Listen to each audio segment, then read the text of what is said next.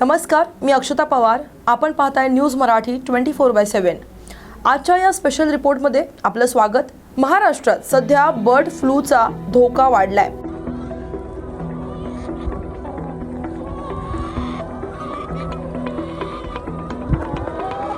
वाशिम जिल्ह्यानंतर आता धाराशिवमध्ये कोंबड्यांना बर्ड फ्लूचा संसर्ग झाल्याचं स्पष्ट झालंय. धाराशिवच्या ढोकीमध्ये बर्ड 12 कोंबड्यांचा अहवाल पॉझिटिव्ह आलाय. यामुळे पशुसंवर्धन विभागानं हालचाली वाढवल्यात.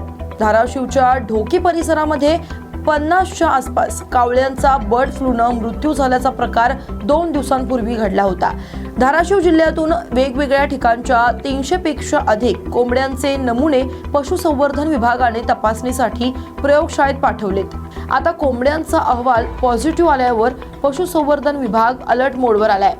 वाशिमच्या कारंजा तालुक्यातील खेरडा जिरापुरे येथील एका पोल्ट्री फार्ममध्ये बर्ड फ्लूची लागण झाल्यानंतर वाशिम जिल्हा प्रशासनानं तातडीनं उपाययोजना सुरू केल्यात.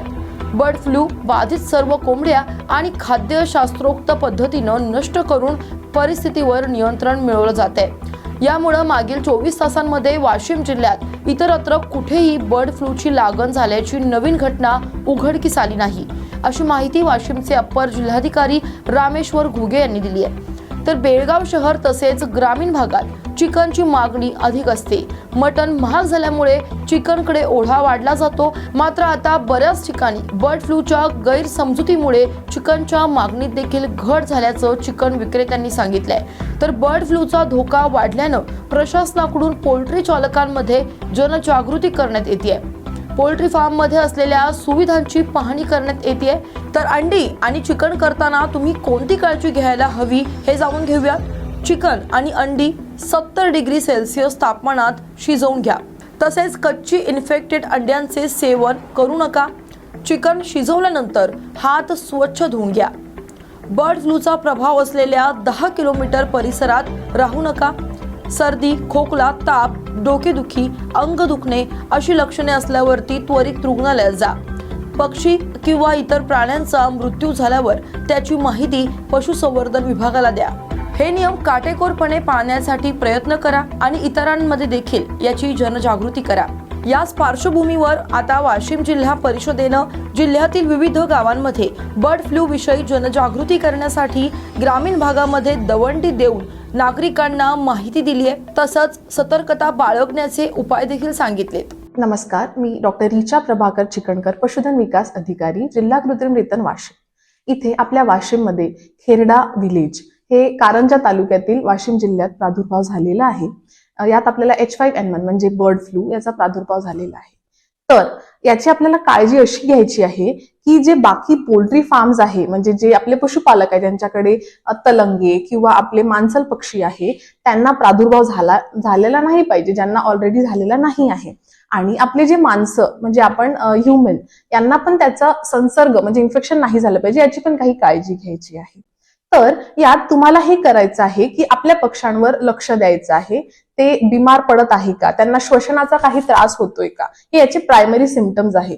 नंतर जर तुम्हाला असं वाटत असेल तर त्याचं ग्लोव्स घालून विलगीकरण करून त्याचे सॅम्पल्स आपल्याला जिल्हास्तरीय किंवा आमच्या टीमला बोलवून ते आपल्याला शहानिशा करायची आहे. मग ते सॅम्पल्स आपण पुढे पाठवून आपण सांगू शकतो की ते पॉझिटिव्ह आहेत की नाही आणि पुढे काय आपली रूपरेषा असेल ती आपल्याला सांगितल्या जाईल, जी वरून प्रशासनाकडून येईल.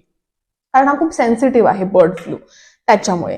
त्यानंतर त्यांची खाद्याची भांडे आणि त्यांचं जे परिसर आहे, जे शेड्स आहेत, ते निर्जंतुक केले पाहिजे. त्याची आपण नियमित काळजी घ्यायची आहे. कारण आता जर हा बर्ड फ्लू आलाय, हा जे व्हायरल डिसीज आहे, हे खूप पसरतो, त्याचा खूप प्रादुर्भाव, त्याच्यामुळे आपल्याला काळजी घेणे आवश्यक आहे. कारण नुकसान खूप होतं. आपण आपले बॅचेस असतात 1000 पक्षी 200 पक्षी, तर एकाला जरी झालं तर खूप प्रॉब्लेम होतो. त्याच्यामुळे आपण ही काळजी घेणे आवश्यक आहे. त्यानंतर आता माणसांसाठी काय, तर कुठल्याही आजारी पक्षीला तुम्ही ग्लोव्स घालून हाताळा. त्यानंतर त्याला बाजूला करा. आणि चिकन आणि अंडे हे तुम्ही निश्चितच खाऊ शकता, पण ते तुम्हाला 100 डिग्री सेल्सिअसच्या वर उकळून किंवा शिजवून खायचं आहे. त्यानंतर आपण जे जंगली पक्षी आहे त्यांचा संबंध, आपले जे पक्षी आहे जे घरी बॅकयार्ड पोल्ट्री म्हणा किंवा तुमचं शेड आहे त्याच्याशी झाला नको पाहिजे.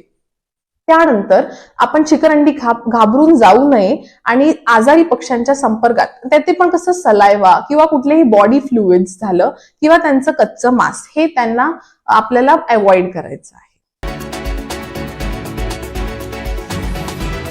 येणाऱ्या महापालिका निवडणुकांमध्ये युवा नगरसेवक जनतेची सेवा करण्यासाठी तयार असेल अशी प्रतिक्रिया पूर्वेश सरनाईक यांनी दिली आहे. एकंदरीत संपूर्ण महाराष्ट्रामध्ये राज्याचे लोकप्रिय उपमुख्यमंत्री तथा शिवसेना पक्षाचे मुख्य नेते एकनाथ शिंदे साहेब यांच्या वाढदिवसानिमित्ताने आम्ही महाराष्ट्रामध्ये युवा विजय महाराष्ट्र दौरा हा युवासेनेच्या माध्यमातून एक दौरा हा आयोजित केलेला आहे.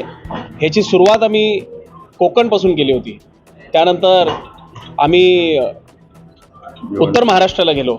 भिवंडी असेल, कल्याण लोकसभा असेल, आज ठाणे लोकसभा आहे, उद्या पालघर लोकसभा आहे. अशा पद्धतीनं संपूर्ण महाराष्ट्राचे जे 36 जिल्हे आहेत या संपूर्ण 36 जिल्ह्यांमध्ये ही बैठक युवासेनेच्या माध्यमातून घेण्यात येत आहे.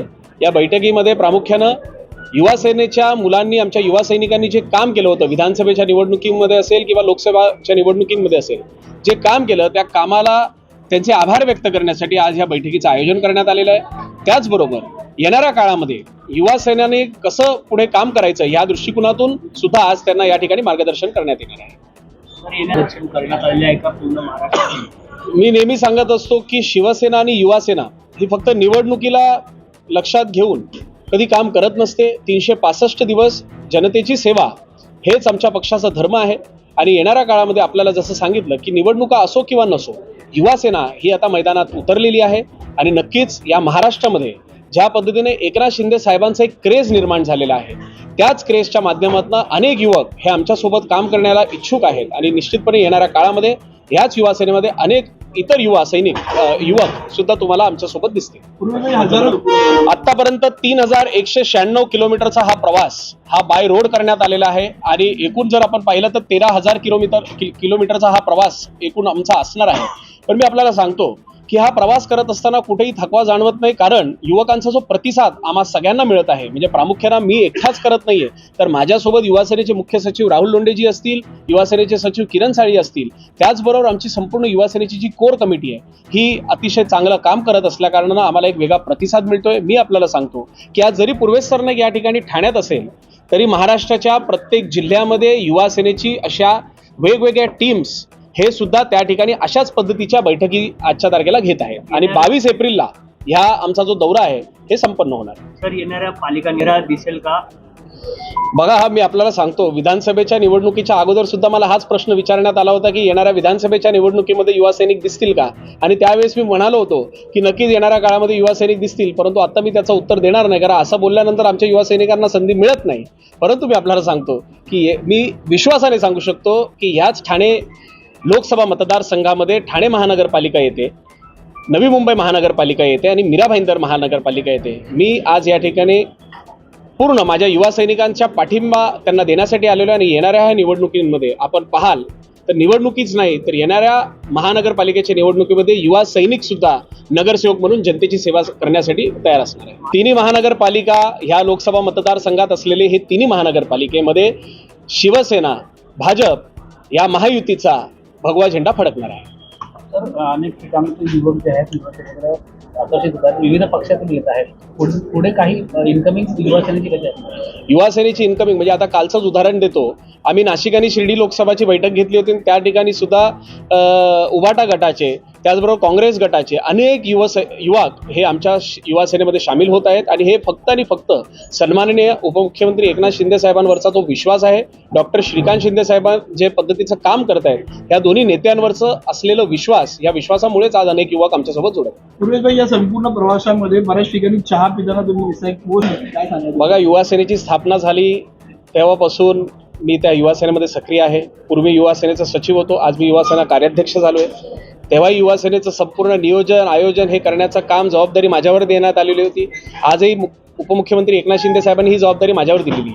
तेव्हाही मी चहा प्यायचो, परंतु आमच्या सहकारी हे त्यावेळेस कोल्ड कॉफी प्यायचे. तर माझी जी चहाची तेव्हाची जी सवय आहे ती सवय मी अजून काही सोडलेली नाहीये. आजही मी चहा आणि वडापाववर माझ्या ह्या दौऱ्याला पूर्णपणे माझ्या युवा सैनिकांसोबत आनंद घेत असतो. मित्राला काय सल्ला द्याल? मित्राला एवढंच सांगेन, आजही मी विधान भवनात पाहिलं की ज्या पद्धतीनं मी पूर्वी 1 वर्षापूर्वी ज्यावेळेस कार्यक्रम झाला होता तेव्हा माझे परम मित्र ते आहेत आणि शेवटी बघा जुने मित्र आहेत, प्रेम आहेच आणि अशा माझ्या परम मित्राला मला एवढंच सांगायचं की आपल्यापेक्षा जे ज्येष्ठ नेते असतात त्या ज्येष्ठ नेत्यांशी आपण चांगल्या पद्धतीनं वागलं पाहिजे.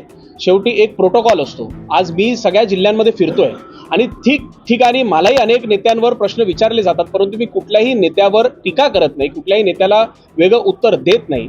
आज साधं उदाहरण आपल्याला सांगतो की काल माझ्यावर एक नेत्यांच्या नावाने माझ्यावर तिथे त्यांना माझ्यावर प्रश्न विचारण्यात आला होता. त्यांनी माझ्यावर टीका केली, परंतु मीडियाने ज्यावेळेस मला विचारलं त्या नेत्याबद्दल मी एकच सांगितलं की ते खूप मोठे नेते आहेत आणि अशा नेत्यांवर मी टीका करणार नाही. आज जे गुलाबराव पाटील साहेबांबरोबर झालेले आहे, गुलाबराव पाटील साहेबांनी अतिशय चांगलं उत्तर माझ्या परम मित्राला दिलेलं आहे. या गोष्टीचा मला आनंद आहे.